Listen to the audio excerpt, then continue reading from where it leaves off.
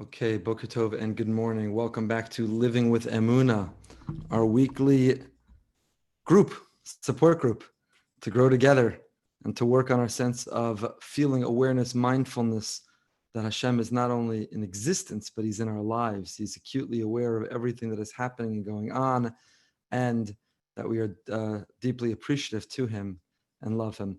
I want to thank our specific sponsor for this morning's class, our beloved Linda Gordon, in commemoration of the first yahrzeit of her husband, Harvey Gordon. Harvey was an amazing man. He was devoted and loved Linda and our community, and was kind enough to share Linda with me for so many years that she worked together with me and continues to do so.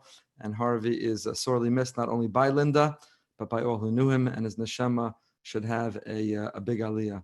His neshama should have a big aliyah. Also want to thank our weekly sponsors. I don't have anything printed out here today. I don't have my printer. We'll come back to that, but let's get started. Okay. So today we're going to have a little bit of abbreviated class. I got to hit the road. We're heading back home, finally. Thank God. Can't wait. Wish us well. Little update. Shaitel has yet to be found. Continue to think about it. I share that with you not for your sympathy, so that you know that every Emunah story that I share, whenever I tell you Hashgacha Prata stories, they don't always have the great ending. It's not like, can you believe this almost, that was about to, this was going to, and look how it worked out beautifully and perfectly in the end. All's well that lives well, and they lived happily ever after. It's not always that they lived happily ever after. So still missing, still no response, still no clue where it is, but that too is by design. That too is the way that it is meant to be. And Baruch Hashem for that. That's okay. Hashgacha Pratis is not always when it works out well. Everything's Hashgacha Pratis. Sometimes the answer is yes, sometimes the answer is no. Sometimes Hashem clears a path, and sometimes He stands in our way and reroutes us and redirects us in a way that will be so much better. So you can't only celebrate, you can't only be happy, you can't only accept and be grateful when you can see the way it works out. By definition, it works out. That's what we spent the last several years learning together, is to get ourselves, to get our minds, to get our hearts to a place where we know that by definition, it's always working out, even when it doesn't seem to go in our favor, even when the result seems to be inconsistent or incongruous with the way that we draw it up or the way that we would want it. Kadosh Baruch Hu is in charge, and therefore, by definition, it is always going in our favor. There's a book on Emunah that was popular several years ago. I won't tell you which, but it begins with a story. It's a great Breslover teacher who wrote it, and it was translated by another popular teacher. And the book opens with a story of a person who was in traffic and delayed getting to a plane, to a flight they meant to be on. And they missed that flight. And the whole time that they were delayed and frustrated and in traffic, they were frustrated. Why would Hashem do this to me? Now I'm going to be late and I'm going to miss this important event, this important simcha, this important meeting. And they were furious. They were frustrated. They were really upset and disappointed. And then, of course, as it turned out, the plane went down. There was a terrible accident. Now the person understood, oh, such hashgacha pratis. And that's how the book began, with that story of, as we go through our lives, there are times where we're terribly disappointed, but Hashem always has a plan.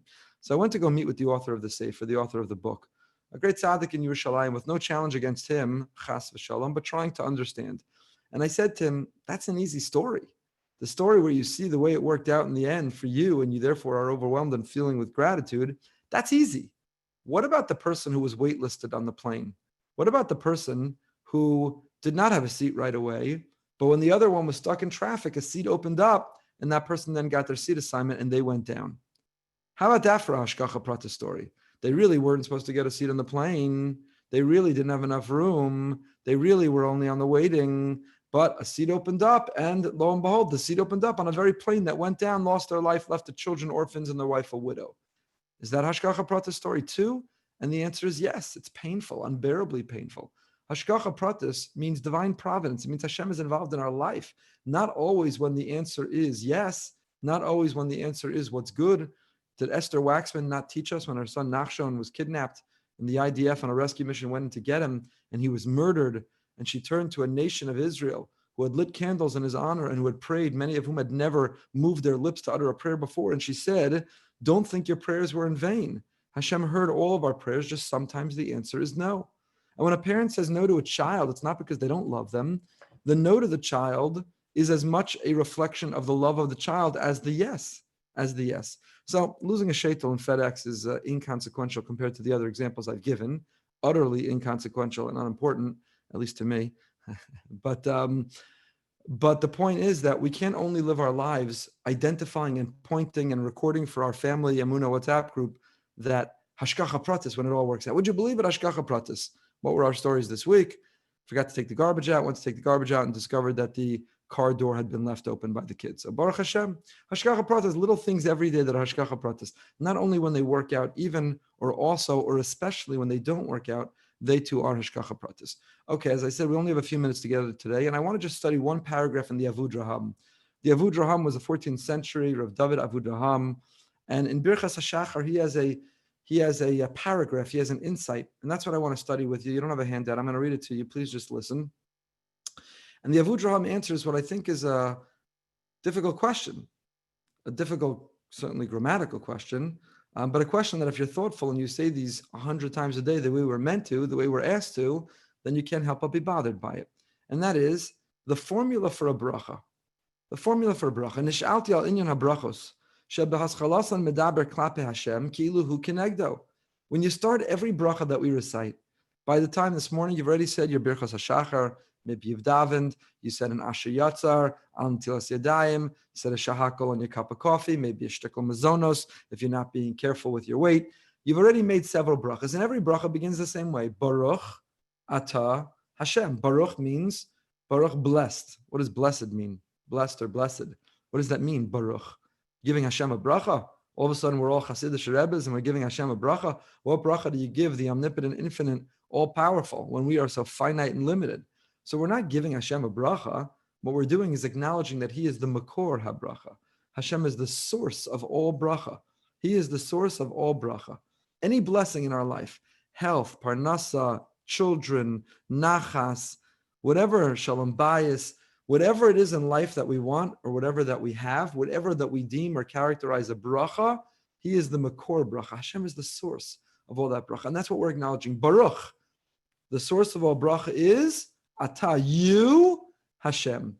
Baruch Ata Hashem. So every single bracha we say, and we're asked to say 100 a day, no less than 100 a day, every bracha that we say begins in the second person. You. Baruch Ata Hashem. The source of all bracha is you, Hashem. And what do we do immediately? We all of a sudden pivot right away. So we start out, Klape Hashem ki'ilu hu kenegdan.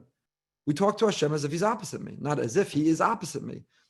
You're in the room, I'm in a conversation with you, and I want to tell you, I acknowledge you are the source of all bracha. Ubesofa ki'ilu eina kenegdo. And then we pivot. Baruch Ata Hashem, the source of all blessing is you, second person Hashem, Elokeinu, our God, Melech, the King of the universe. So all of a sudden we pivot to third person. We go from second person you, Ata, to Melech HaOlam, King of the universe, third person. We're now describing God like He's not in the room, like He's not right before us. So what happened? What is the shift from second person to third person? From you are the source of all blessing to talking not to God, but talking about God. Says the Avudraham.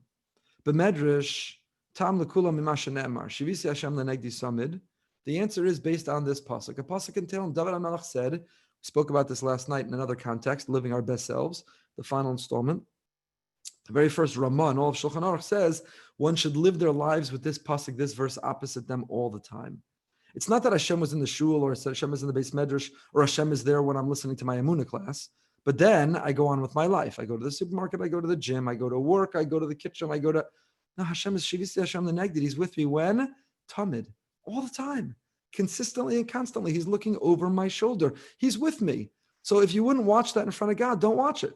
If you wouldn't say that or repeat that in front of God, don't say it or repeat it.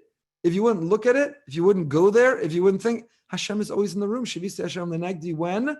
Tamid. Hashem is always. That's the Ramah says. You want to live your best life? You want to live your most virtuous life? Then live life with Hashem always being in the room. Always being in the room. I said last night, and I'll repeat again, I don't know how many of you were there, that we had a wonderful, wise member of our executive board who used to say, there's an expression, if you can't do it in front of your spouse, it's cheating. If you can't do it in front of your spouse, it's cheating. If you wouldn't flirt like that or say that or text that or you wouldn't do that in front of your spouse, then it's cheating. Don't do it. And she used to say on the executive board, if we wouldn't do it in front of the membership, then don't do it. Don't make that decision. It's the wrong decision.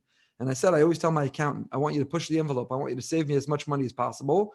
If you wouldn't do it in front of the IRS agent, don't do it. It's a great motto. It's a great metric for life. If you wouldn't do it in front of that person to whom you're accountable, then don't do it. So if you live that life that way, that your accountant can, push the envelope, but only up to what they would do in front of the IRS agent during an audit. If you wouldn't do that in front of your spouse, don't do it. And if you wouldn't do that if Hashem were in the room, then don't do it, because he's always in the room. Shivisi Hashem lenegdi. I see Hashem opposite me. His guiding hand is on my shoulder. He's hugging me. He's holding my hand. He's walking me through. He's there with me in the difficult moments, in the lowest lows and the highest highs. I can lean on him. I could thank him. I could laugh with him. I could cry him. I could yell at him and protest him. He's lenegdi. He's opposite with you. He's with me. Tamid, always, always. That's the pasuk David HaMelech said. That's how David HaMelech lived his life. And if you think David HaMelech had this blissful life, if you think David HaMelech sat in the comfort of the palace and had his servants serving him and had his harem of women and was immersed in the study of Torah and holding a kumsitz all the time, that was not David HaMelech's life. David HaMelech had a son who rebelled against him and tried to kill him. He had a father-in-law who tried to kill him. David HaMelech's best friend, he had to depart from him, Shaul HaMelech. David HaMelech had a difficult, difficult life where he had to squash rebellion and he had to fight battles. David HaMelech had it difficult, but in every situation and scenario, whether it was the challenges within his own family or within the Jewish people, Shivisi Hashem lenegdi, he lived his life that Hashem is opposite me when? Tamid, always. He's lenegdi tamid. He's with me wherever I go, on the side of the highway, or with a lost shaitel, or with a loss of power, or with a tent blowing away, or walking down to the chuppah with the greatest smile and the biggest joy. Hashem is right there. He's right there. It's a beautiful image, and it will literally elevate and propel and enrich and empower our lives. David HaMelech said it. So says the Avud Ram, Ki Kishemaskir Hashem Omer Baruch Ata Hashem Hu Omed Lenegdo. So when we begin every bracha 100 times a day, Baruch, the source of all bracha, is Ata, you, second person, Hashem. Hashem is right there. V'kemen she'omer achar kach melech ha'olam nimtza she'ena omed negdo. She'rotz alomer osa Elokeinu shu melech ha'olam hu kiddushanu b'mitzvosav v'tzivanu la'asosam. So you know what the danger of Baruch Ata Hashem is? Says the Avud Raham, the danger of an attitude and mentality of Baruch Ata Hashem is, you're my buddy. We're sitting around. We're having a l'chaim. We're enjoying a coffee talk. You're my buddy. You're right here. You're right opposite me. It can breed and cultivate a very casual attitude, a very casual relationship. You can become very flippant in your relationship with Hashem because after all, Ata, you're on this first name basis with Hashem. Second person you talk to him. Baruch Ata Hashem. So your Rebbe you talk to in third person. Does Rebbe want a cup of water? It's so wonderful to see Rebbe. How is Rebbe's family?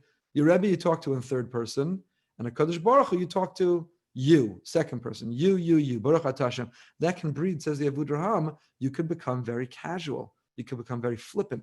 And that's why we pivot immediately. Elokeinu melech haolam. On the one hand, he's right here. He's opposite me. He's wherever I let him in. He's with me always, tamid. But on the other hand, I have to realize that he's transcendent. He's in the heavens. He's distant. I can't conceive. I can't comprehend. I can't understand him. He's Elokeinu melech haolam. He's the king of the whole universe. He transcends time and he transcends space and he's all powerful and he's omnipotent and he's omniscient and he's every other fancy word you know. Says the Avud Ram, the reason we shift from second person to third person, the language for second and third person is nochach v'nister. He's opposite me, he's hidden from me. So we formulate every bracha, it begins with he's opposite me, and the bracha pivots to he's hidden from me. Why would I confuse things? Why would I be inconsistent in the bracha? The answer is because Hashem is both simultaneously. This is what it means to live with Emunah and Bitachon. It means that as much as I feel that relationship, as much as I feel and perceive his love, as much as I can lean on him and love him back, he's also not my buddy. He's not accessible. He's not understandable. He's categorically different. And therefore, nochach v'nister, nigla v'nister. He's opposite me but hidden from me in my bracha and in reality. Nigla mitzad masa v'nister mitzad mahuso. On the one hand, through the way he interacts with me, he's revealed. He's revealed in his presence in my life. He's revealed on our family. Recently we were all together and we experienced some hashgacha pratis thing. And I took out the phone to record it. My kid said, we're all here. Who are you recording that from? And I said, because someday you're going to go back in this WhatsApp group and we're going to listen. Or if you're having a hard day and you wonder whether Hashem exists or whether he cares, you can go back and you can listen. That all of us, My wife and I and our children record whenever something happens that we say, oh, isn't Hashem amazing? Hashgacha pratis, look how that worked out. Isn't that incredible? For good or for bad, Hashgacha pratis, they still haven't found the shaitel. That's also Hashgacha pratis. FedEx doesn't answer, doesn't care, doesn't get back to us, has no clue where it is. That's also Hashgacha pratis. It's meant to be. Maybe she'd be allergic to the shaitel. Maybe she'd break out in hives from the shaitel. Maybe the shaitel chveis. Who knows? Who knows? It's also Hashgacha pratis. It's also Hashgacha pratis. Some of us, as I said, have learned to live without hair. So she'll live to learn without hair. It's okay. Just joking. There's plenty of other shaitels. So Hashgacha pratis. So why do we record it if we're all there when it happened? For posterity, to be able to go back and to listen to it. So how do we know Hashem b'ma'asav? When we look at our lives and we say, oh, I have 2 feet and they work. I have 2 eyes and they work. I have a heart beating in my chest and it works. My lungs are filling up. I'm able to breathe. It works. Wow, there's a Hashem, lafi ma'asav. According to his actions and deeds, I see him and I perceive him and he's very real in my life. But at the same time, when I try to describe him, if I'm trying to describe him, nistar mitzad mahuso, he's hidden when it comes to his existence. Our soul is the same way. Our soul on the one hand perceives him, he's very real, he's ever present. And on the other hand, I'm on a journey to find him, to search for him, to discover him. Baruch nafshi es Hashem, v'chol kravai Hashem kadsho. Baruch nafshi es Hashem, Hashem Elokai gadalta ma'od, and so on and so forth. V'habracha hi b'dibur hapeh u'machshavas halev. So the bracha is, I utter it, I articulate it with my mouth, but I'm mindful of it, I'm moved by it in my heart. Halev ne'elam, the heart is hidden, v'akol nishma, but the mouth, the sound is heard. Ha'adam murkav miguf neshama, the human being is made up of a soul and a body. My neshama, which is a chelik elokami ma'al mamish, which is a piece of God literally, my neshama deserves to be opposite God all the time. But my body is so physical and corporal, it can't. It's blocking that. So says the Avudraham, this is the reason. So every bracha we recite, and we're meant to say 100 of them a day, 100 brachos every day. Every bracha that we recite, lashon nochach unister, second person to third person. Baruch atah Hashem. On the one hand, casual, comfortable. On the one hand, Hashem is here and he's present. On the one hand, I can talk to him. He's my best friend. He's right before me. He's my spouse, my confidant, my lover. He's right there. I can tell him anything, lean on him, depend on him, rely on him, yell at him. I can tell him anything. He's nochach. Baruch atah Hashem. You. But immediately I pivot, immediately I recoil, immediately I have to recognize he's also Melech HaOlam, he's the king of the whole universe. He's accessible through the good things he does for me, but he's hidden in being able to describe who he is. And just as that's true about Hashem, it's also equally true about us. We have our body, which is our physical manifestation of who we are, but it's not really who we are.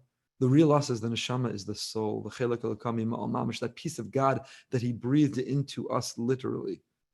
That's who we really are. We are a soul. We are a soul and we have a body. We're not a body and we have a soul. We are a soul. That's who we are. So the words, we move our lips, they're part of the physical world. But the intent, the mindfulness, the movement of it is in our hearts. So just like Hashem has a revealed and a hidden, we too have the revealed and the hidden. And our bracha corresponds and reflects with both of those things.